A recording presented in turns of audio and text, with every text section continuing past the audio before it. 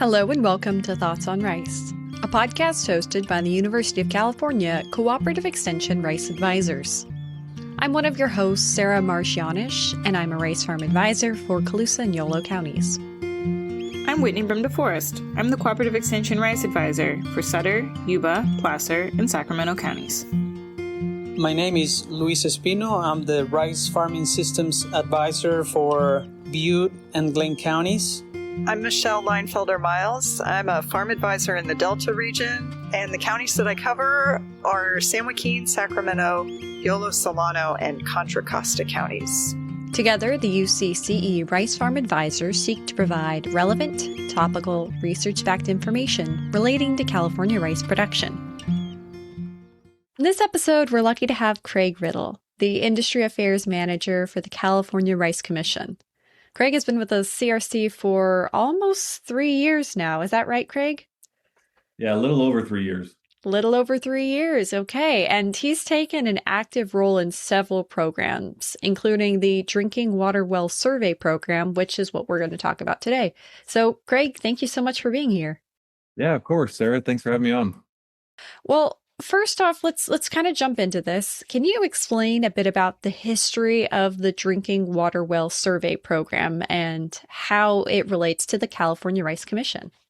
Yeah, so I think to go back a little bit, you got to understand the context. I think it was 2012-ish, the California passed the human right to water legislation that basically said that, all Californians need to have access to clean drinking water. Requirement for that came for the agricultural industry. The requirement came through the State Water Resources Control Board through the waste discharge orders, right, which is the Irrigated Lands Regulatory Program.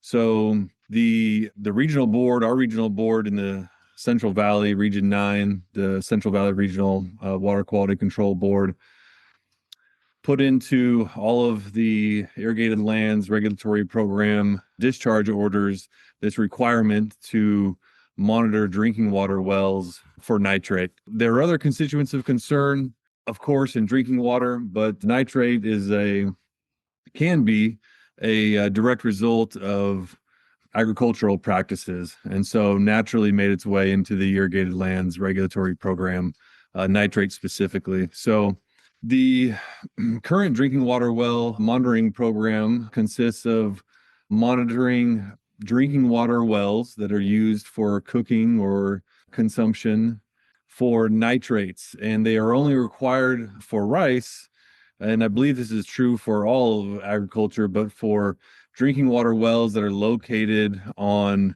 parcels where rice is grown, right, or where another agricultural crop is grown. So if it's not on an agricultural crop parcel of land, it's not required to be tested in this particular program. But yeah, that's how the basic, California framework for the human right to water and irrigated agriculture's, role in helping identify which wells may have nitrate impacts specifically.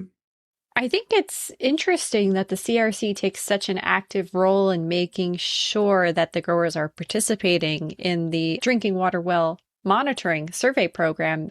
Can you explain a bit about why the CRC is so heavily involved in making sure that requirement is fulfilled? Yeah, so as the California Rice Commission, we are the third-party representation, right, for all of the rice growers in the Sacramento Valley as they meet their obligations for the waste discharge order through the Irrigated Lands Regulatory Program.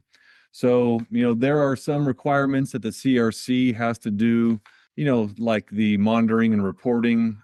Other things, we have less of a role or a little bit different role. The order actually, requires growers or landowners to have a specific role in meeting the requirements of the waste discharge order as well.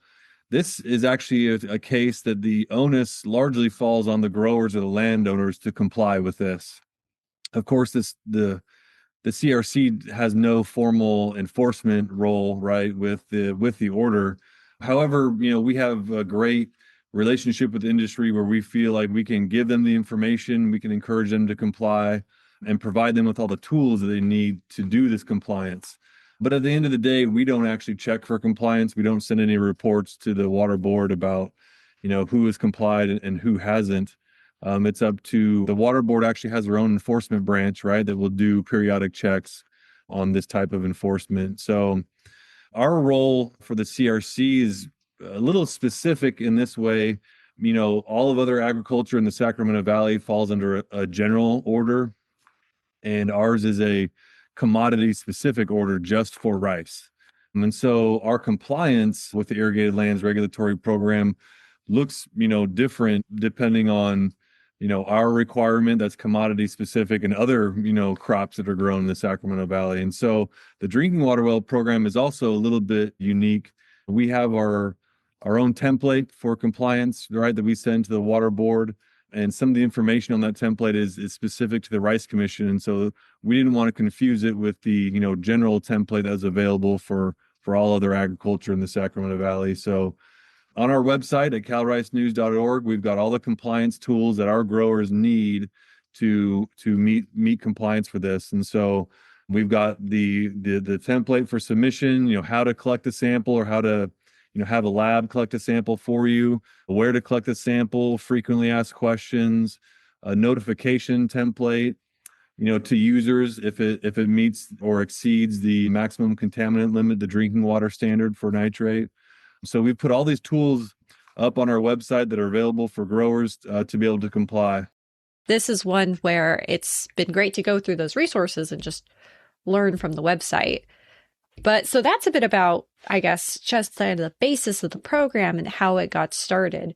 But can you explain a bit about what the responsibilities of the growers are themselves? And when we're talking about responsibilities, sampling timelines, how often they have to sample, and what specific wells need to be sampled?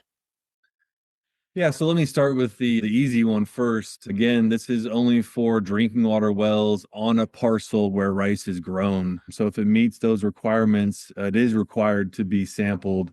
If you have just an irrigation well that just, irrigates a field, not required to be sampled. If you do have a drinking water well on a rice parcel, but that well isn't used by anyone for consumption, then it doesn't need to be tested as well. If you have obviously a drinking water well on a parcel where rice isn't grown, right, then you don't need to test that well either, right? At least not under our program, not under the ILRP program. And so compliance for us in the ILRP program started in 2022. And the requirement for growers is annual monitoring of these wells. I encourage it to be, around the same time of year when they're collecting their sample annually. Again, they can contract with a lab to collect a sample for them, or they can, collect a sample themselves and submit it to the lab. The results are not shared with the Rice Commission. The results are reported back to the user or the grower or landowner who submits them and to the water board. And that's why it's important that growers use the form that we provided, the template, when they submit that, so that the lab knows about the reporting requirements for that. So annual monitoring, if a grower has a field with a drinking water well on it, they've got to do this annually. And then based on the results, the frequency of that can change a little bit. So at the onset of the program, monitoring was required annually for everybody. And if you monitored for up to 3 years in a row and your nitrate level is below 8 milligrams per liter, then you can reduce your monitoring frequency to once every 5 years.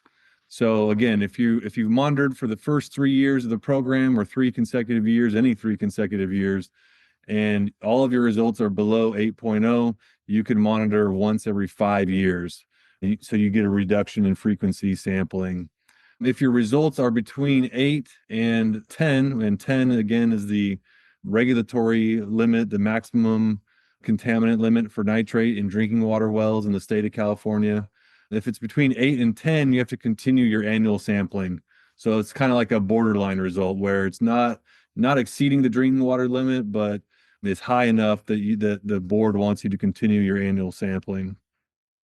If in the rare case that it's above the drinking water sampling, you are required to notify the user of that water and notify the regional water board of the result. And actually, at that point, you can stop sampling. So you don't need to sample anymore. Once the regional board has become aware that the drinking water well has exceeded the drinking water standard, the requirement to continue annual sampling isn't in effect anymore, and they will handle that from a enforcement and clean water alternative standpoint. At that point, it's not really a drinking water well monitoring program. Then it becomes something else entirely, right? Yeah, and that's where, this program is really designed by the water board to be a data collection service, essentially, right? So we are collecting data by virtue of the order to say, hey, our growers have tested these wells on agricultural parcels, and is there a problem or is there not a problem? There's a different regulatory framework for providing alternative clean drinking water sources to growers. And I'll give you a little bit of context on that because, we are tangentially involved. That has more to do with the nitrate control program under CV salts, which is also a water board program looking at nitrates and salinity in groundwater and surface water throughout the Central Valley. And in the nitrate control program, they had these what they called priority zones, priority 1 and priority 2 areas throughout the Central Valley, which basically were known to have nitrate impacted groundwater at drinking water depths. And the Sacramento Valley had no priority 1 zones. They had one priority 2 zone in a portion of Yolo County. And so, compliance with this nitrate control program, there were basically 2 different ways that you could comply with the nitrate control program through the waste discharge orders. And one was a path A, where basically individuals, who were permitted could do their own individual compliance pathway, or you could do a path B where you'd basically join a coalition of dischargers, including non-ag dischargers, to kind of collectively address this clean water issue and mitigate nitrate impacts. The Rice Commission very proactively, before compliance was even required, we started on this in 2018 and got the approval a couple years after. We did our own nitrate initial assessment for rice in the Sacramento Valley. And so what we did is we basically, at a significant cost to our growers and our industry, went and looked at nitrate contributions to groundwater from rice agricultural practices. And the result of that report was that rice actually contributes very little nitrate to groundwater. And because of the nature of the soils where rice is grown, right, the ponding nature, we don't actually contribute a lot of groundwater recharge. So not a lot of the water that is in a rice field actually makes its way in any significant quantity into groundwater. So we're actually not a great recharger of groundwater aquifers either. I know that's been a popular topic in the state, with the drought that we've had, and it's a very, very popular topic of using agricultural fields as recharge areas for groundwater during wet years, right? But rice is actually poorly suited for that because we don't transmit groundwater vertically very well. And so that helped us in our nitrate initial assessment. We basically said, hey, we use fertilizers in our fields, but those largely stay within the root zone and don't percolate to shallow groundwater. And the conclusion from the regional board, their response to our report, was they agreed with us and they gave us what's called a de minimis nitrate contribution category, which basically means that we have a very minimal to zero impact contributing nitrates to groundwater. So because of that, we did not need to join the broader coalition, the management zones that they're called. They involve everything from irrigated agriculture to dairy to POTWs, non-15 dischargers, a broad group of dischargers that all have discharge permits from the water board. But they all collectively work together to provide replacement drinking water for a particular area or residence where the well may be impacted by nitrates. And so I know in the South Valley, in near Fresno.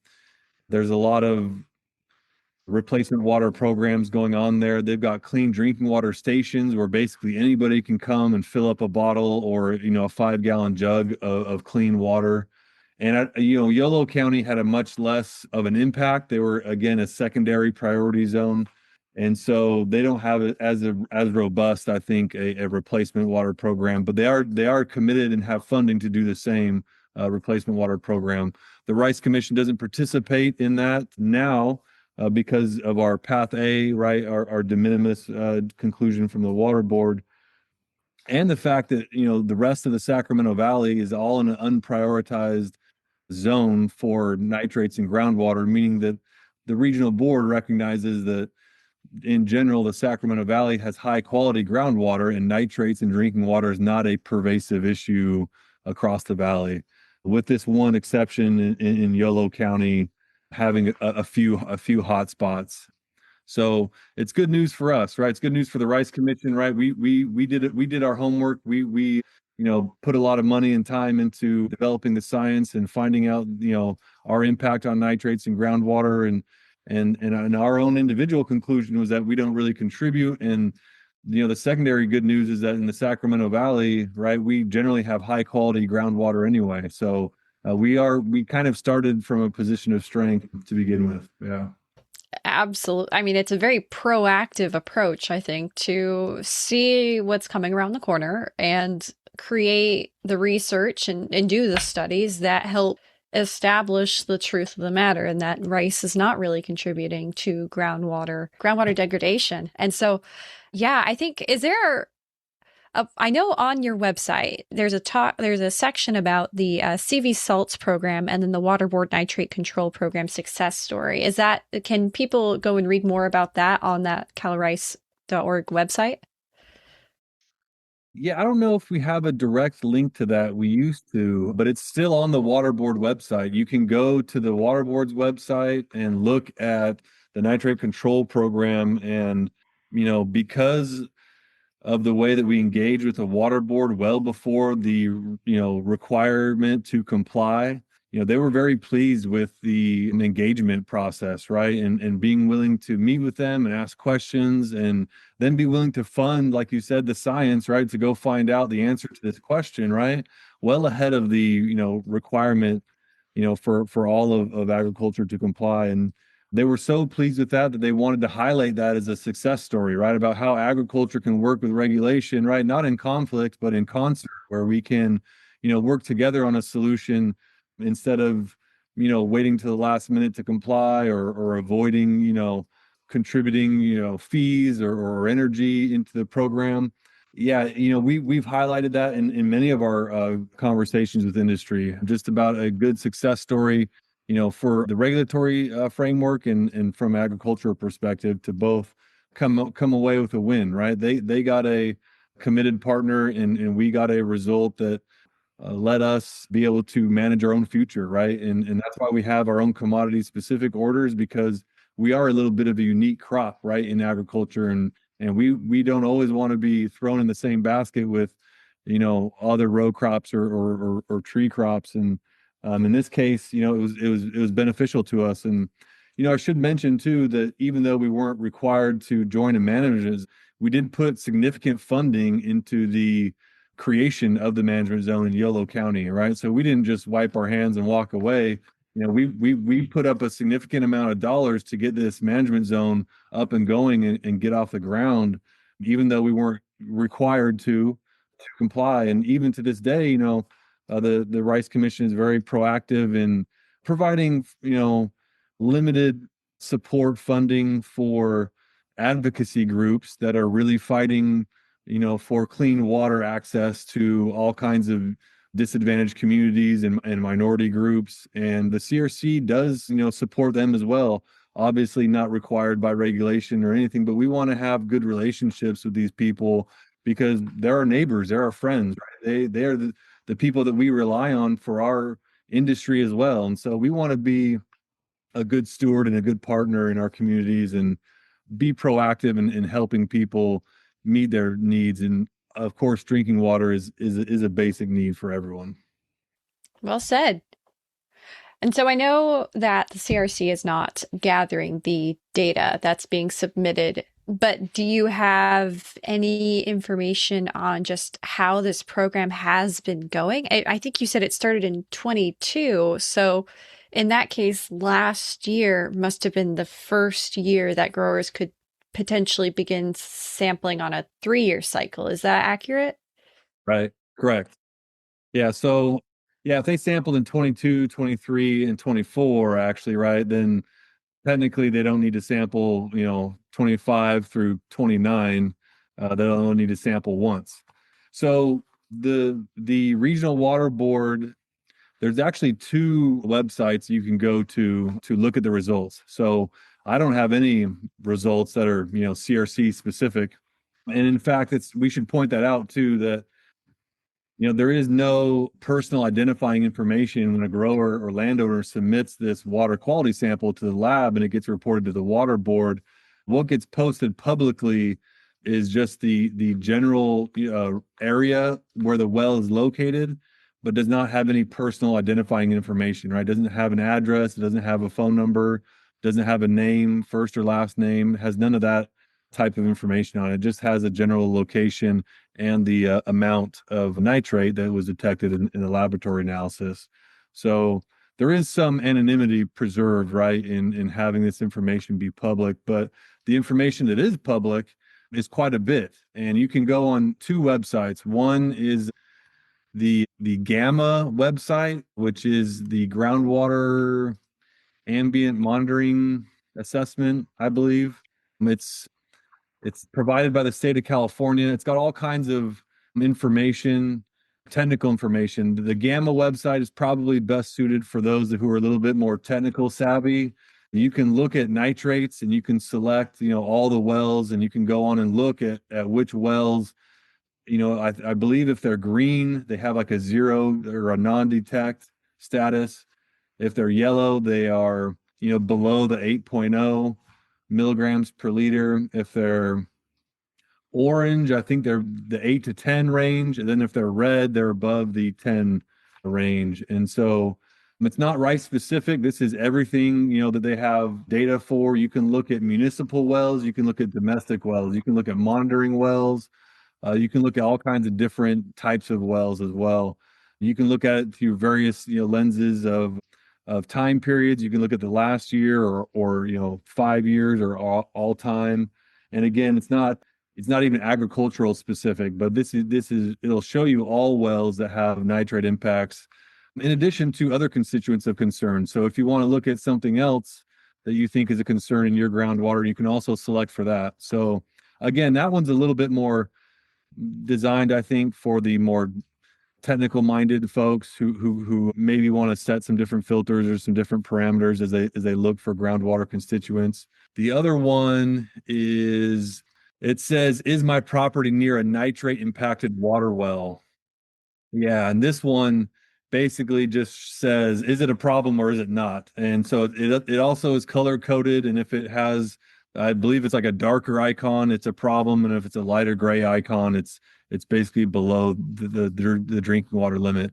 That one is much more very quick, very simple, just for nitrates, right? You can actually type in an address on this one, in your home, your business, your grandma's house, whatever, right? You can go in and type an address and look at, what data that they have that may be nearby that you could really quickly and easily tell is nitrate a problem, based on the data that's available in a particular area. Yeah. So those are the two sources that I go and look at, to look at, what is available in rice field, rice country, right? Obviously, you'll see more results in urban areas, right? In small towns, you will see some results in some domestic wells, that are a bit more out in the country. But yeah, it's a great resource and again, it's public information, right? It's not done by the CRC, but anybody can go and look at this information and see nitrate impacts in groundwater wells. Something I think is really interesting about the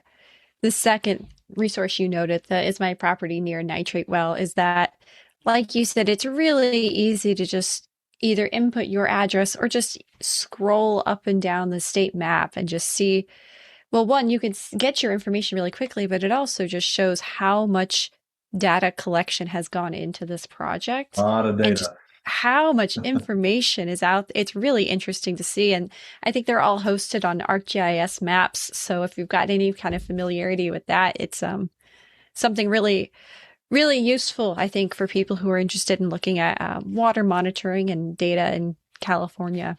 Yeah, and like I said, we're specifically talking about the nitrate, drinking water well program, but the state has invested a lot of money into this resource to define, groundwater quality, and it's a lot of different parameters you can look at that's pretty interesting and very, very comprehensive, I would say, as they try to build this data set and define, groundwater quality.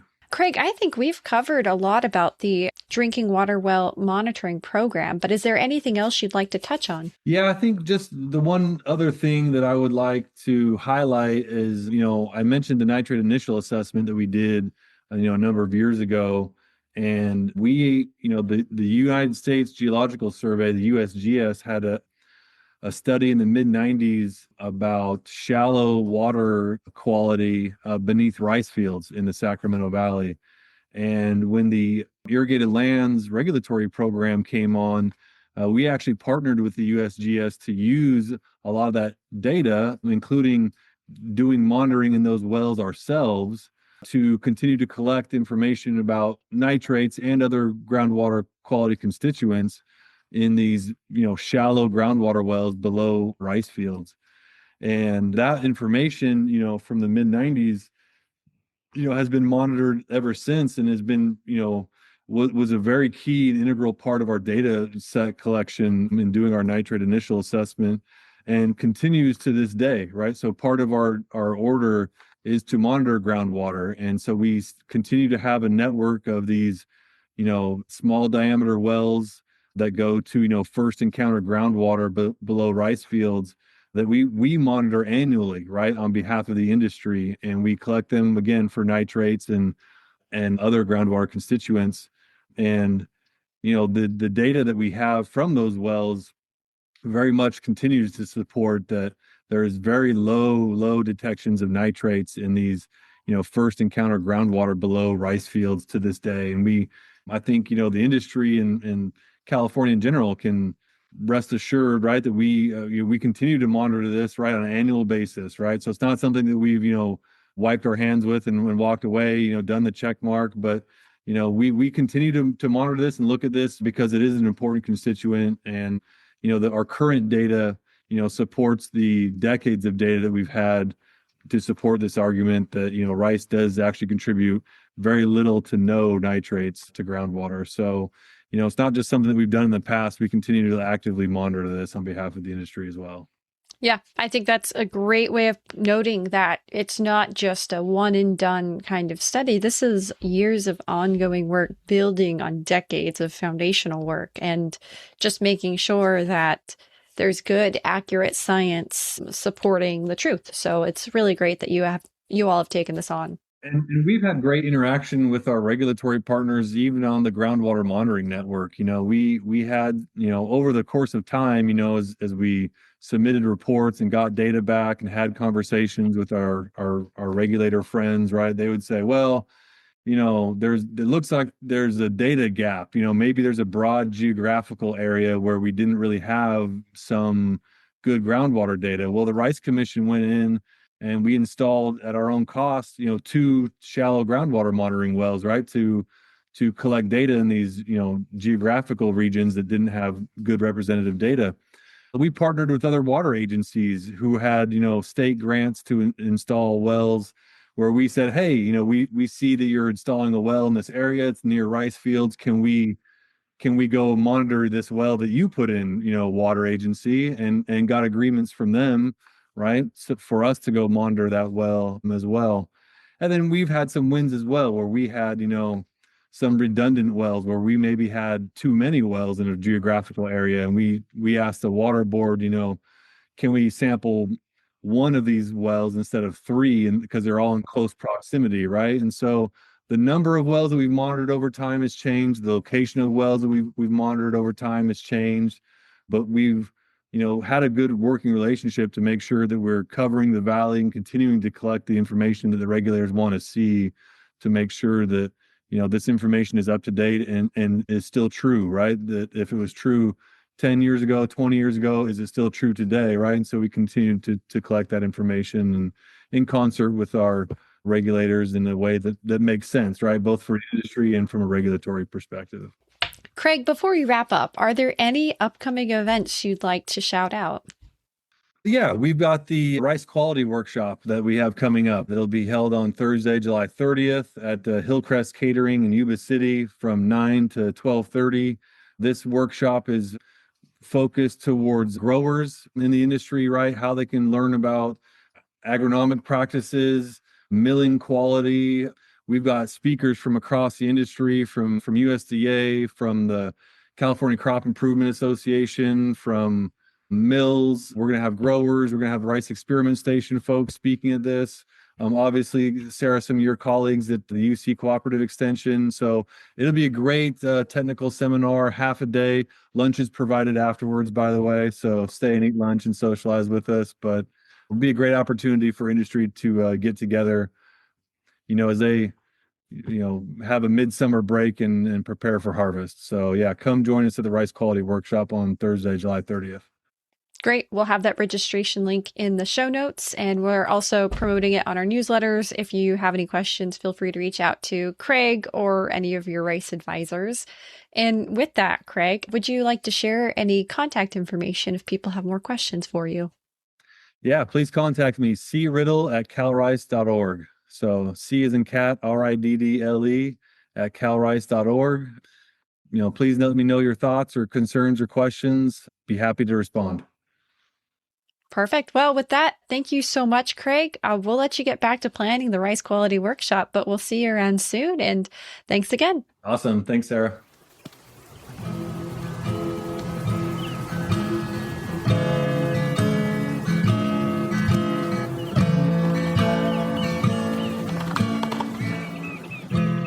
We've got quite a few upcoming events in this next season. The most recent upcoming event will be the Rice Quality Workshop, which will take place July 30th, 2026 from 8:30 a.m. to 12:30 p.m. This event is hosted by the California Rice Commission, so it's a real treat that we had Craig on here today. And this will be an in-depth workshop covering the factors affecting rice quality, with some featured guest speakers talking at this event. The event will take place at Hillcrest Catering at 210 Julie Drive in Yuba City, California, and there is a registration link for this meeting, which will be available in the show notes. We will be hosting the Emerging Pest Workshop meeting on August 5th, 2026 from 9 a.m. to 11 p.m. This is a meeting talking about some of the emerging pests in the California rice industry, covering insects, invertebrates, vertebrates, and weeds. This will be at the Calusa Industrial Properties Conference Room. We will have more information on this meeting available later on. The Rice Field Day will take place on August 26th, which is, as always, a Wednesday, an all-day event dedicated to rice research in California at the Rice Experiment Station at 955 Butte City Highway in Biggs, California. You've heard me talk about this event a lot. A really great opportunity for anybody interested in any aspect of rice research in California. And, of course, another big draw is the delicious lunch that they provide for us. Again, that's an all-day event. There will be hours available. For more information, please feel free to reach out to any of your rice advisors or the staff at the Rice Experiment Station. We're also announcing the dates for the Rice Winter Grower meetings. The Woodland meeting will be February 16th, 2027. The Richvale and Glen meetings will be February 17th, 2027. And the Calusa and Yuba meeting will be February 18th, 2027. More information and the agendas for those will be available later on. We're just getting those dates out there so people can mark them down on their calendars.